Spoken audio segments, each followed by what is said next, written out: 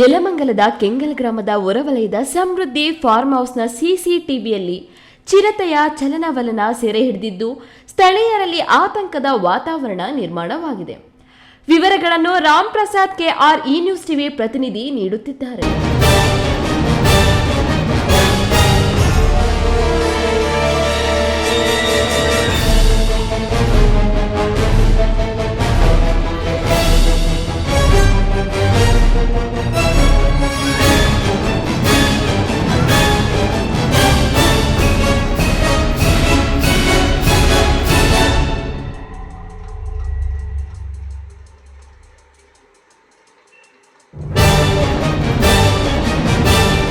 ನೆಲಮಂಗಲ ತಾಲೂಕಿನ ಸೋಂಪುರ ಹೋಬಳಿಯ ಕೆಂಗಲ್ ಗ್ರಾಮದ ಹೊರವಲಯದಲ್ಲಿರುವ ಸಮೃದ್ಧಿ ಫಾರ್ಮ್ ಹೌಸ್ನಲ್ಲಿ ಚಿರತೆ ಸುತ್ತಾಡುತ್ತಿರುವ ದೃಶ್ಯಗಳು ಸಿಸಿಟಿವಿಯಲ್ಲಿ ಸೆರೆಯಾಗಿದೆ.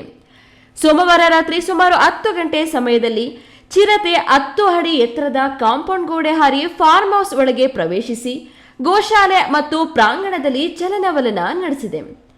ಫಾರ್ಮ್ ಹೌಸ್ ಮಾಲೀಕರಾದ ತೀರ್ಥಪ್ರಸಾದ್ ಅವರು ಈ ದೃಶ್ಯಗಳನ್ನು ಅರಣ್ಯ ಇಲಾಖೆಗೆ ಹಂಚಿಕೊಂಡು ಚಿರತೆಯನ್ನು ಸೆರೆ ಹಿಡಿಯಲು ತಕ್ಷಣ ಬೋನು ಅಳವಡಿಸಬೇಕೆಂದು ಮನವಿ ಮಾಡಿದ್ದಾರೆ.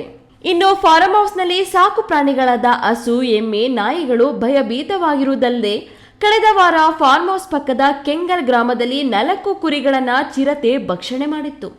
ಈ ಕೂಡಲೇ ಚಿರತೆಯನ್ನು ಸೆರೆ ಹಿಡಿಯುವಂತೆ ಗ್ರಾಮಸ್ಥರು ಒತ್ತಾಯಿಸಿದ್ದಾರೆ. ಈ ಬಗ್ಗೆ ನೆಲಮಂಗಲ ಆರ್ಎಫ್ಒ ಮಂಜುನಾಥ್ ಮಾತನಾಡಿ, ಕೆಂಗಲ್ ಭಾಗದಲ್ಲಿ ಅರಣ್ಯ ಪ್ರದೇಶ ಹೆಚ್ಚಾಗಿದ್ದು ಚಿರತೆ ಹಾವಳಿ ಮಾಹಿತಿ ತಿಳಿದಿದೆ.